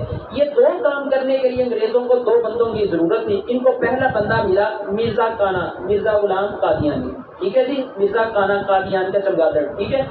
تو ان کو پہلا یہ بندہ ملا مرزا غلام قادیانی۔ انہوں نے اس کے سامنے یہ دو مطالبات رکھے کہ بھئی ان دو میں سے ایک کام آپ کر لیں اور دوسرے کام کے لیے ہم دوسرا کوئی بندہ تلاش کر لیں گے۔ یہ ایسا بدبخت نکلا، یہ کہنے لگا کہ آپ کو دوسرا بندہ تلاش کرنے کی ضرورت نہیں، یہ دونوں کام میں اکیلا خود کروں گا۔ چنانچہ انگریز کے یہ دونوں مطالبات اس کے سامنے رکھ دیے گئے، اور جس وقت اس کے سامنے یہ دونوں مطالبات رکھے اس وقت یہ سیالکوٹ کچہری کے اندر بطور منشی کے کام کیا کرتا تھا۔ تو وہاں سے اس بندے کو پکڑا انگریزوں نے، اس کی ذہن سازی کی، اس کے اوپر محنت کی، اس کے اوپر پیسہ لگایا، اس کی ذہن سازی جب ہو گئی تو اس نے اپنا راستہ ہموار کرنے کی کوشش شروع کر دی۔ سب سے پہلے 1880 کے اندر اس نے ملہم من اللہ ہونے کا دعویٰ کر دیا، لوگوں کو کہنے لگا کہ مجھے اللہ تعالیٰ کی طرف سے الہام ہوتے ہیں کہ فلانا کام کرو فلانا کام نہ کرو۔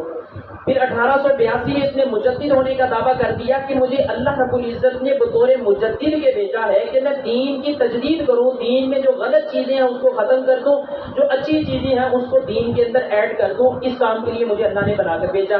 پھر 1882 ہی کے اندر کہنے لگا کہ مجھے میں مامور بنا کر بھیجا گیا، یعنی اللہ کی طرف سے مجھے حکم دیا گیا۔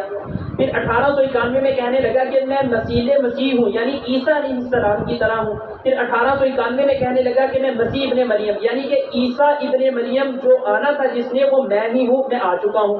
پھر کچھ وقت گزرا، 1894 میں کہنے لگا کہ جس طرح عیسیٰ میں ہوں، امام مہدی بھی میں ہی ہوں، ٹھیک ہو گیا۔ کہنے لگا کہ عیسیٰ بھی میں ہی ہوں، مہدی بھی میں ہی ہوں۔ پھر 1900 کے اندر جو اس کا اصل دعویٰ تھا، جو اصل ٹارگٹ تھا، جو اس کی اصل منزل تھی، اس نے 1900 کے اندر مستقل صاحب شریعت نبی ہونے کا دعویٰ کر دیا کہ میں اللہ کی طرف سے آخری نبی بنا کر بھیجا گیا ہوں، نعوذ باللہ۔ یعنی کہ اپنے اصلی دعویٰ تک پہنچنے کے لیے اس سے پہلے یہ تقریباً کوئی 20 سال کا عرصہ ہے، یہ 20 سال کا عرصہ اس نے اپنے راستے ہموار کی، محنت کی، لوگوں کی ذہن سازی کی، اس کے بعد آ کر اپنا جو ہے نا اس نے جال پھینکا۔ اچھا، جب یہ 1880 میں اس نے ملہم من اللہ ہونے کا دعویٰ کیا تھا تو اس وقت کے جو علماء کرام تھے اسی وقت انہوں نے اس بندے کے بارے میں لوگوں کو بتانا شروع کر دیا تھا کہ یہ بندے کے عقائد غلط ہیں، یہ بندہ دائرہ اسلام سے خارج ہے، لہٰذا اس سے اپنے ایمان کی فکر کی جائے۔ لیکن خیر لوگوں نے نہ مانا، کچھ لوگوں نے مانا، کچھ نے نہ مانا۔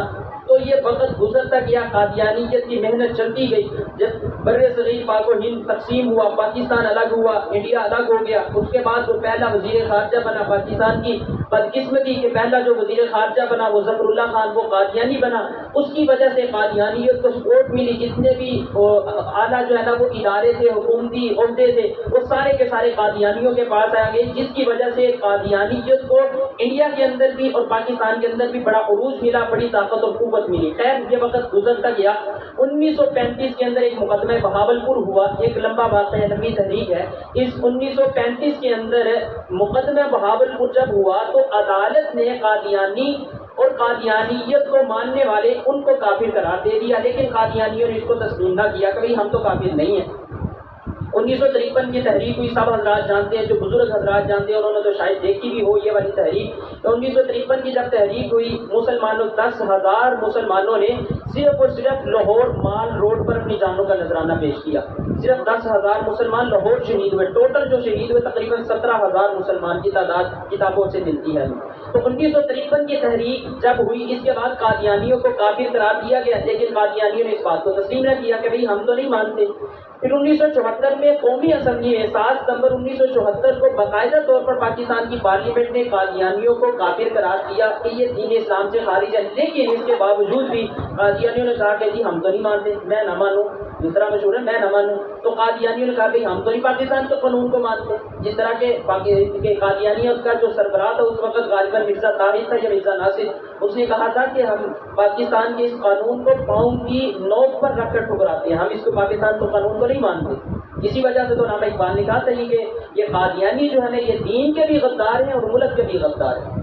تو 1974 میں بھی انہوں نے پاکستان کے فیصلے کو تسلیم نہ کیا. پھر 1984 میں جب ان کے اوپر جنرل ضیاء الحق کے دور کے اندر امتناع قادیانیت آرڈیننس کا بل پاس ہوا کہ کوئی بھی قادیانی اپنی عبادت گاہ کو مسجد کا نام نہیں دے سکتا, اپنے گھر کے باہر سبحان اللہ ماشاء اللہ اللہ اکبر نہیں لکھ سکتا, مسلمانوں والے شعائر مسلمانوں والی چیزیں استعمال نہیں کر سکتا, اپنی قبروں کے اوپر کلمہ طیبہ نہیں لکھ سکتا, عید کے موقع پر نئے کپڑے نیا سوٹ نہیں پہن سکتا, مسلمانوں کو اشارتاً کنایتاً یا واضح طور پر سلام نہیں دے سکتا. یہ سارے کے سارے قانون پاکستان کے قوانین کے اندر یہ موجود ہیں. اگر میں اور آپ پاکستان کے ان قوانین پر عمل کرنا شروع کرتے ہیں تو خدا کی قسم قادیانیت کا وجود اس دنیا سے ختم ہو گیا.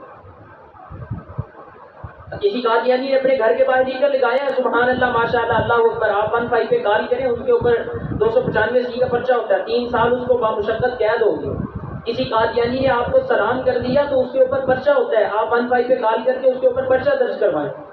حضرت مولانا مفتی معاملہ صاحب مولانا مدین خالد صاحب ہے نا, وہ بیان کرتے ہیں, کہتے ہیں ایک دفعہ کسی قادیانی نے مجھے ایسے سلام کر دیا اشارے سے نا, اشارے سے سلام کر دیا. کہتے ہیں میں نے 15 پہ کال کی, اس کے اوپر پرچہ کروا دیا کہ یہ قادیانی ہے, یہ مسلمانوں کا حق ہے, مسلمانوں کی یہ چیزیں ہیں کہ ایک دوسرے سے سلام کریں, یہ قادیانی اس نے مجھ سے سلام کیا ہے اس کے اوپر پرچہ کیا جائے. کہنے لگا کہ وہ تھانے دار کہنے وہ چھٹو جی مولوی صاحب ہے کوئی گل کرنے والی یار, اشارہ ہی کیتا اسلام ہی کیتا تو پھر کی ہو گیا. انہوں نے کہنے لگے نہیں بھائی یہ پاکستان کا قانون ہے کہ کوئی بھی قادیانی اشارتاً کنایتاً اگر کوئی سلام بھی کرے تو اس کے اوپر 295 کا پرچہ ہوتا ہے, آپ پرچہ کاٹیں.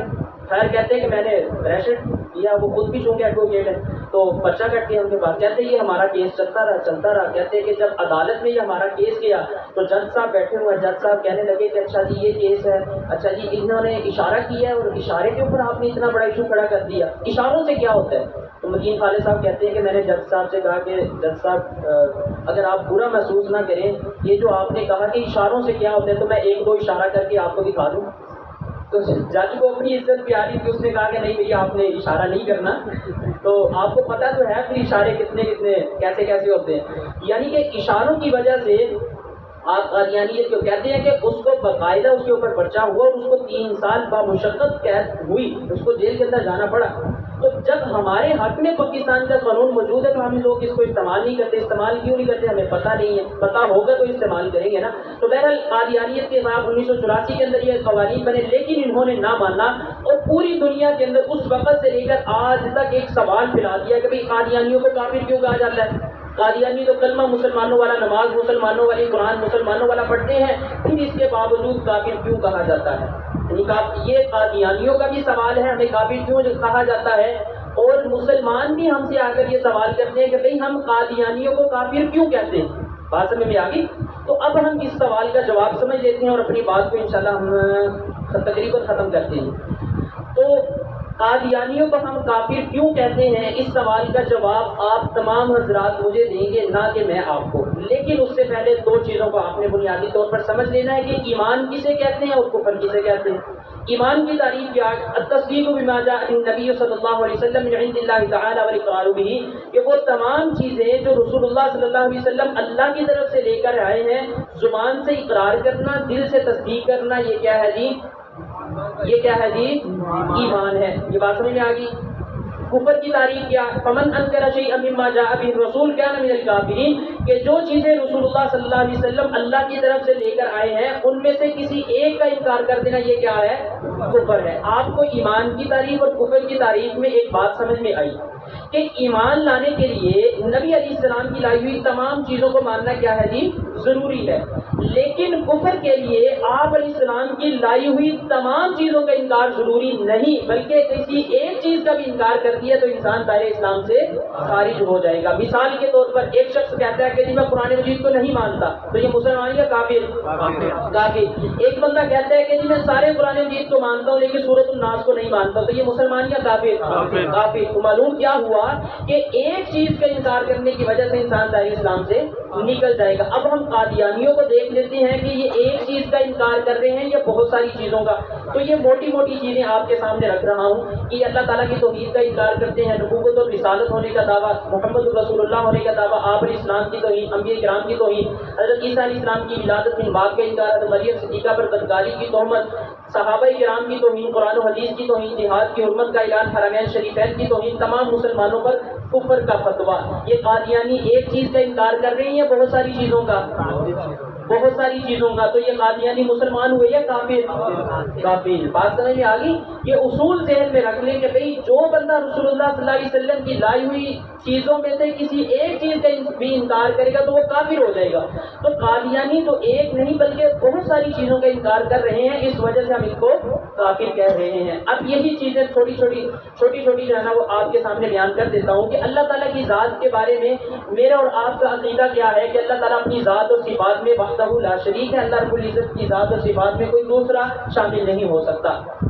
لیکن قادیانی جس کو اللہ کا نبی مانتے ہیں، آخری نبی جس کو مانتے ہیں، یعنی مرزا غلام قادیانی کو، مرزا کانے کو، وہ مرزا کانا اپنی کتاب تذکرہ صفحہ نمبر 152 کے اوپر لکھتا ہے، رأیتنی فی المنام عین اللہ وتیقنت اننی ہوا، کہتے ہیں کہ میں نے اپنے خواب میں دیکھا کہ میں خود خدا ہوں، پھر میں نے یقین کر لیا کہ واقعتاً میں ہی خدا ہوں۔ نعوذ باللہ۔ جو بندہ خدائی کا دعویٰ کرے تو وہ مسلمان ہوگا یا کافر؟ کافر۔ جو لوگ ایسے بندے کو اللہ کا نبی مان رہے ہوں تو وہ لوگ مسلمان ہوں گے یا کافر؟ یہاں پہ قادیانی تو نہیں ہے قریب میں کہیں پہ، تو ڈر کیوں رہے ہیں آپ حضرات کو؟ سہمے بیٹھے ہوئے ہیں۔ قادیانی مسلمان یا کافر؟ آواز تھوڑی سی اور پیچھے والے بھی بول دیں ذرا، یہ تو ایمان کا تقاضا ہے ہمارا نا، اس کو ذرا زور سے بولیں۔ قادیانی مسلمان یا کافر؟ کافر۔ اب مزہ آیا نا۔ آگے اپنی کتاب کے اندر وہ لکھتا ہے، کہتا ہے کہ جب میں خدا بن گیا تو پھر خدائی صفات بھی میرے اندر آ گئی۔ کہتا ہے زمین کو بھی میں نے بنایا، آسمان کو بھی میں نے بنایا، پھر میں نے اپنا خلیفہ آدم پیدا کیا، ساری انسانیت کو بھی میں نے پیدا کیا، اس کانے نے پیدا کیا۔ آگے لکھتا ہے، کہتا ہے کہ میرے گھر کے اندر میرا بیٹا پیدا ہوا، میرے بیٹے کی شان و شوکت عظمت اس قدر ہے، کہتا ہے فرزند دلبند گرامی ارجمند مظہر الحق والعلا کأن اللہ نزل من السماء، کہتا ہے میرا بیٹا جو پیدا ہوا یہ ایسے ہی ہے کہ گویا اللہ آسمان سے میرے گھر میں نازل ہو پڑا۔ نعوذ باللہ ثم نعوذ باللہ۔ آگے لکھتا ہے، کہتا ہے کہ میں اللہ کا بیٹا ہوں، اللہ نے مجھے کہا اسمع ولدی، اے میرے بیٹے میری بات سن۔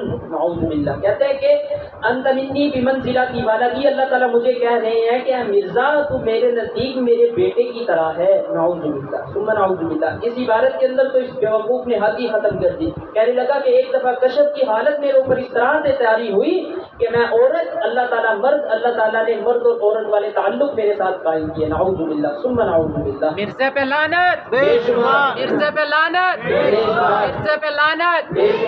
عزیز دوستو، خدا کی قسم ہمارا ہرگز دل نہیں کرتا کہ مسجد کے پاکیزہ ماحول میں باوضو بیٹھ کر ہم قادیانیت کے اس طرح کے کفریات آپ کو دکھائیں، لیکن کس وجہ سے دکھاتے ہیں؟ اس وجہ سے کہ آپ کے سامنے قادیانیت کا اصلی چہرہ آ جائے، آپ کو پتہ چل جائے کہ یہ قادیانیت کتنا گندا فتنہ ہے جو ہمارے مسلمان بھائی کے سامنے آ کر اپنے ظاہری اخلاق دکھا کر ان کے ایمان کو لوٹ رہا ہے۔ ہمیں معلوم ہونا چاہیے یہ قادیانیت کس قدر گندا فتنہ ہے۔ نبی کریم صلی اللہ علیہ وسلم کی ذات کو اس نے نہ چھوڑا، کہنے لگا کہ سچا خدا تو وہ خدا ہے جس نے قادیان میں اپنا رسول بھیجا۔ نعوذ باللہ۔ یعنی کہ اللہ تعالیٰ پر بھی تہمت لگا دی کہ جس نے محمد الرسول اللہ کو بھیجا وہ سچا خدا نہیں، بلکہ سچا خدا تو وہ ہے جس نے قادیان میں اپنا رسول بھیجا۔ نعوذ باللہ۔ قرآن مجید میں جہاں جہاں پر آپ صلی اللہ علیہ وسلم کا نام ہے تو اس سے میری اور آپ کی مراد پیارے نبی صلی اللہ علیہ وسلم ہوتے ہیں۔ سورۃ الفتح 26 ورس 12 اس کی آخری آیت، اللہ تعالیٰ ارشاد فرما رہے ہیں محمد الرسول اللہ والذین معہ اشداء علی الکفار رحماء بینہم۔ اس آیت مبارکہ میں اللہ رب العزت صحابہ کرام کی نبی کریم صلی اللہ علیہ وسلم کی شان و شوکت اور عظمت کو بیان فرما رہے ہیں، لیکن یہ بدبخت لکھتا ہے کہ اس وحی الہی میں میرا نام محمد رکھا گیا اور رسول بھی۔ نعوذ باللہ۔ کہتا ہے کہ اس آیت سے میں مراد ہوں۔ نعوذ باللہ۔ مرزا کانے کا ایک مرید تھا، اکمل اس کا نام تھا، گولے کے رہنے والا تھا۔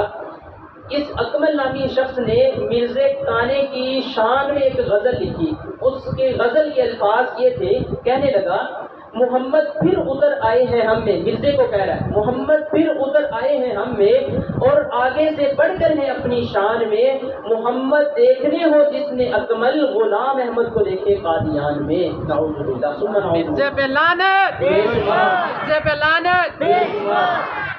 تمام انبیاء کرام علیہ السلام کی توہین کرتا ہے۔ حضرت عیسیٰ علیہ السلام کی توہین کرتے ہوئے لکھتا ہے کہ عیسیٰ علیہ السلام کی 3 دادیاں اور نانیاں زناکارہ اور تسبیح عورتیں تھیں۔ نعوذ باللہ ثم نعوذ باللہ۔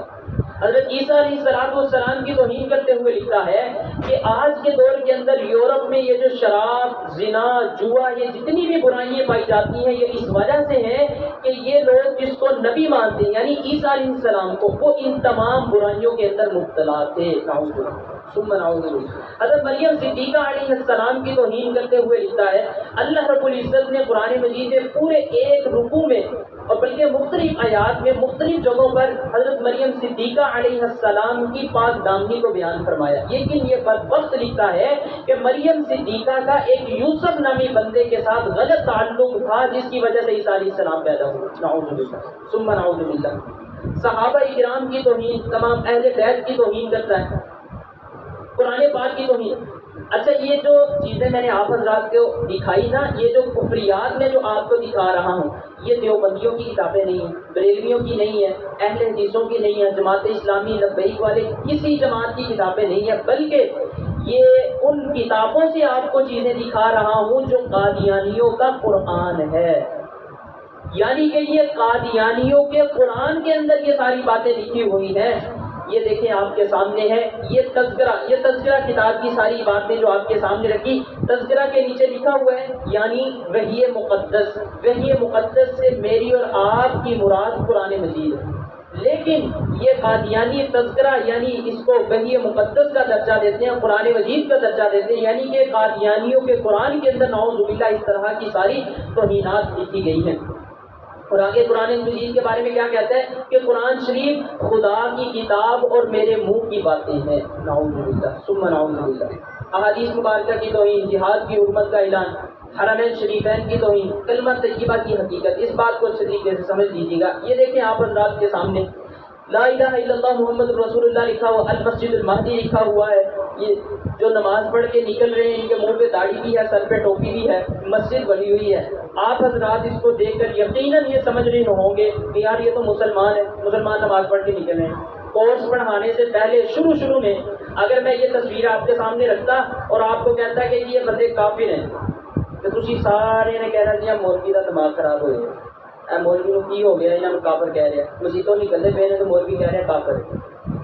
لیکن دوستو آپ کے سامنے پیچھے ذہن کے اندر یہ باتیں، ان کے کفریات، ان کے نظریات آپ کے سامنے ہونے چاہیے کہ یہ کس قدر گندا فتنہ ہے۔ یہ وہ قادیانی ہے جو ظاہری طور پر ان کا حلیہ مسلمانوں والا، ان کی عبادت گاہیں مسلمانوں والی، یہ کلمہ مسلمانوں والا پڑھ کے حلیہ مسلمانوں والا اپنا کر مسلمانوں کی صفوں میں شامل ہو کر مسلمانوں کے ایمان کو برباد کر رہے ہیں۔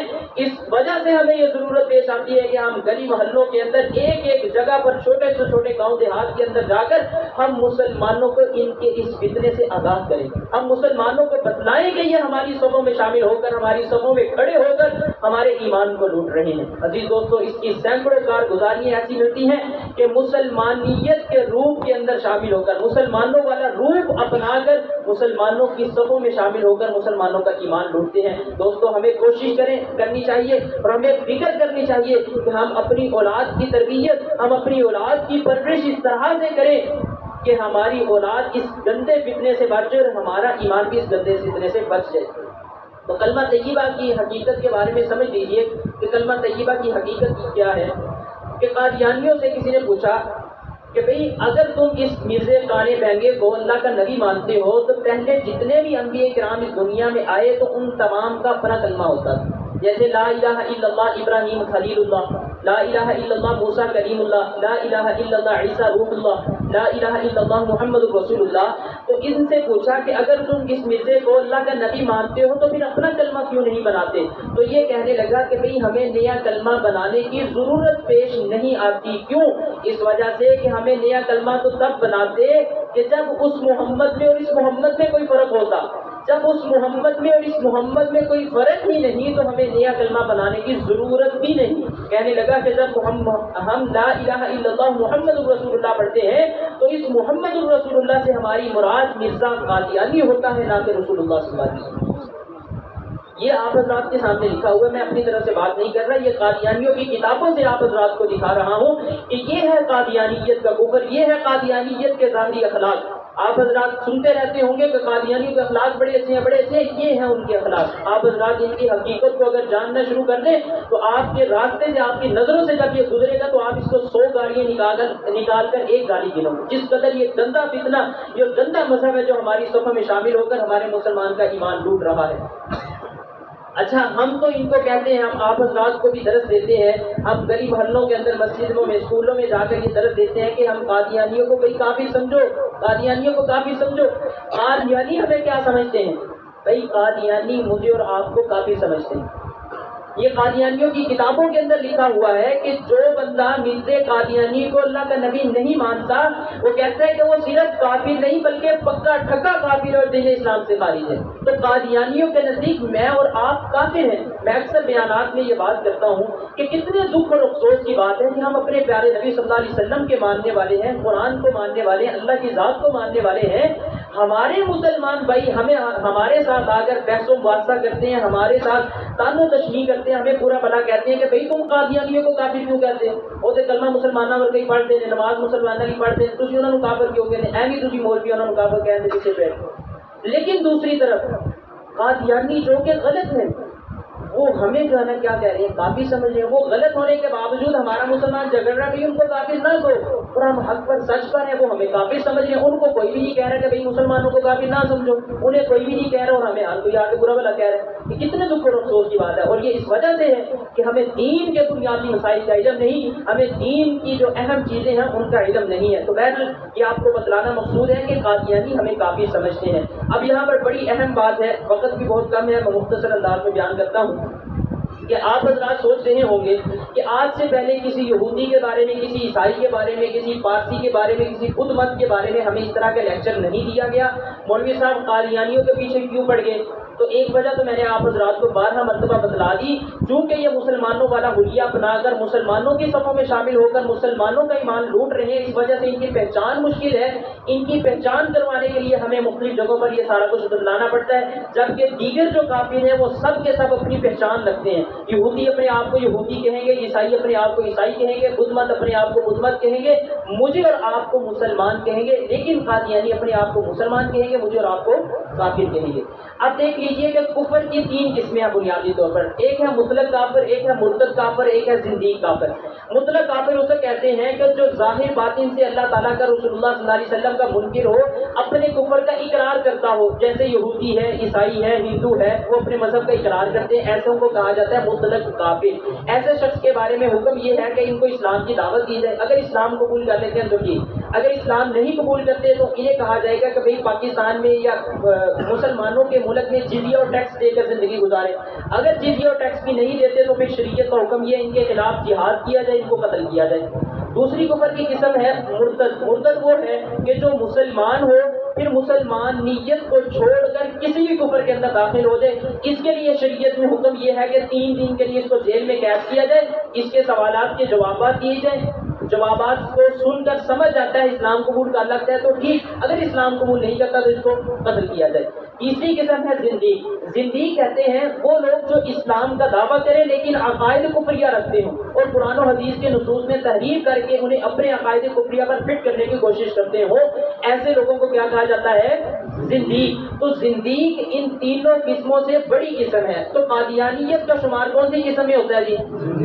زندیق میں. اور زندیق کے بارے میں شریعت کا ایک ہی فیصلہ، ایک ہی حکم ہے. اس کے لیے کوئی دعوت نہیں ہے، کوئی مہلت نہیں ہے، اس کے لیے ایک ہی حکم ہے کہ اس کو قتل کیا جائے. بس شریعت کا یہ حکم ہے. بات سمجھ میں آ گئی؟ شریعت کا یہ حکم ہے کہ جو بندہ زندیق ہے، جو اپنے کفریہ عقائد کو اسلام کا نام دیتا ہے، اس کا حل سوائے قتل کے اور کوئی نہیں ہے. تو ہم اس وجہ سے قادیانیوں کے پیچھے پڑے ہیں کیونکہ یہ کفر کی سب سے بڑی قسموں میں سے قسم ہے.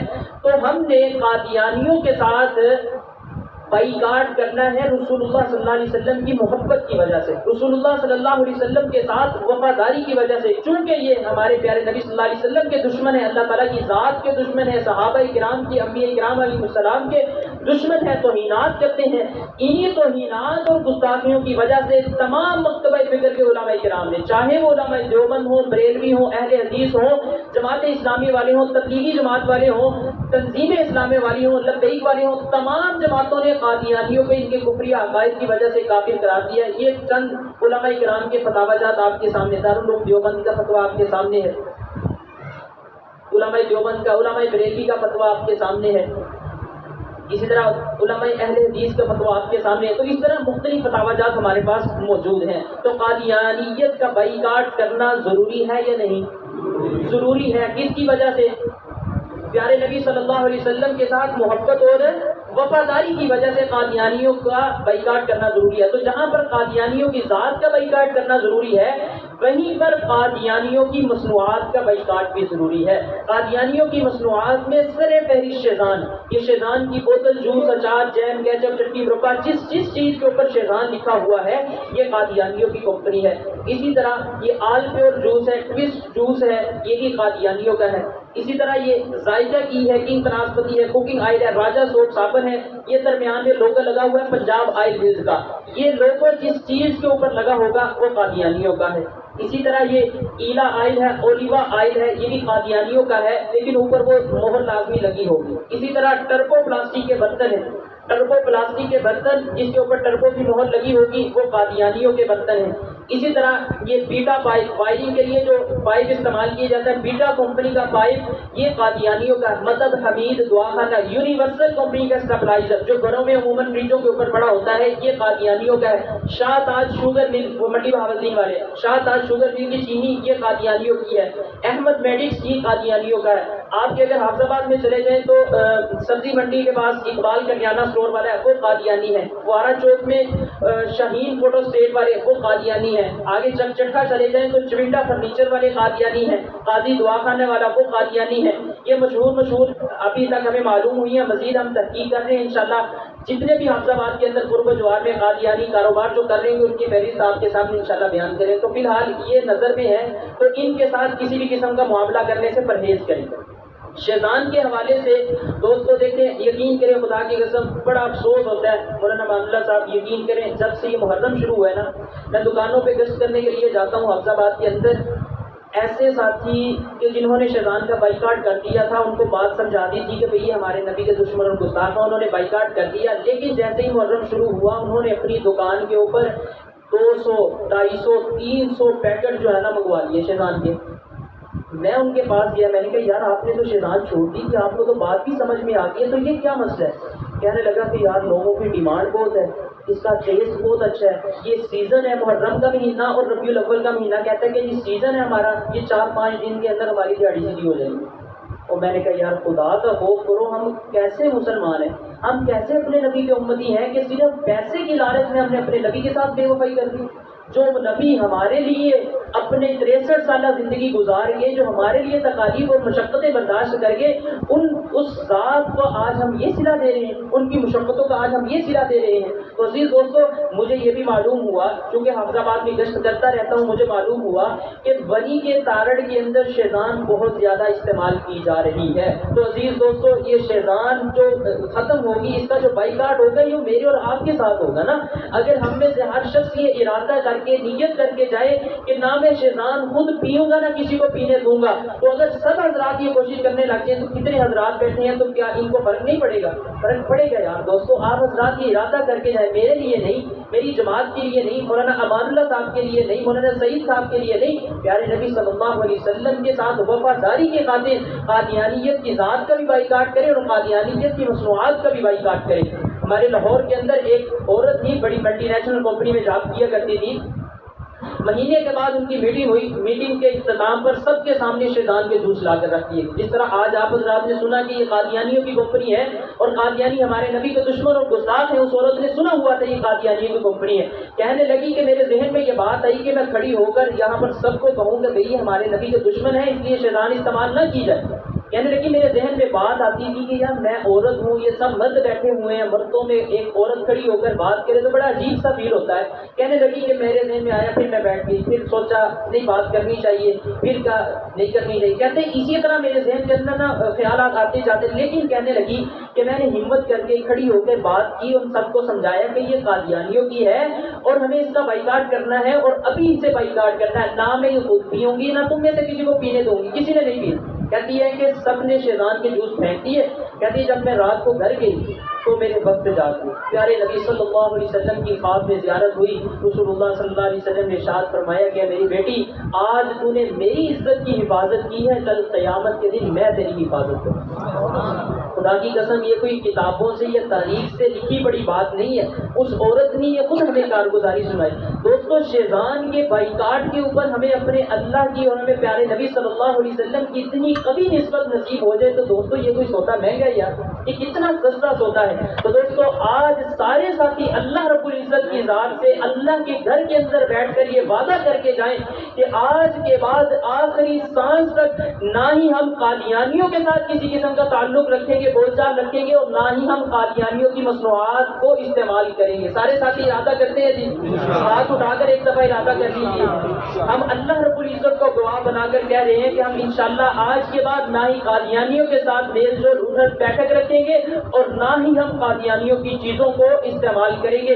اللہ رب العزت سے دعا ہے کہ جو کچھ کہا سنا گیا اللہ رب العزت ہمیں عمل کی توفیق عطا فرمائے۔ صرف ایک آخری بات کر کے میں اپنی بات کو ختم کرتا ہوں۔ دوستو آپ حضرات ایمانداری سے بتائیں یہ جو چیزیں آج آپ حضرات نے سنی سمجھی، کیا ان تمام چیزوں کا ہر مسلمان کے لیے سننا سمجھنا یہ ضروری ہے کہ نہیں؟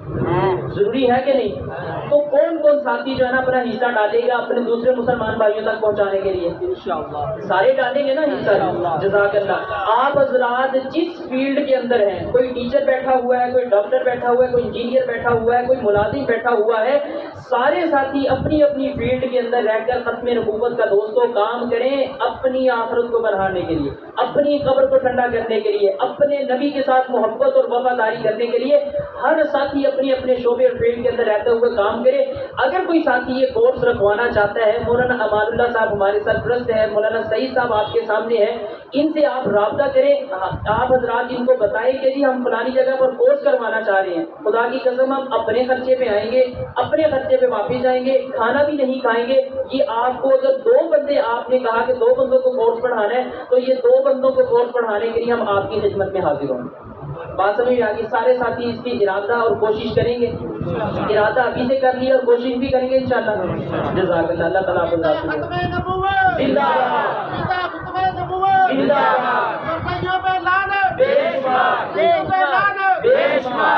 بہترین صدقہ جاریہ حاصل کرنے کے لیے اس ویڈیو کو شیئر کرنا مت بھولیں۔ جزاک اللہ۔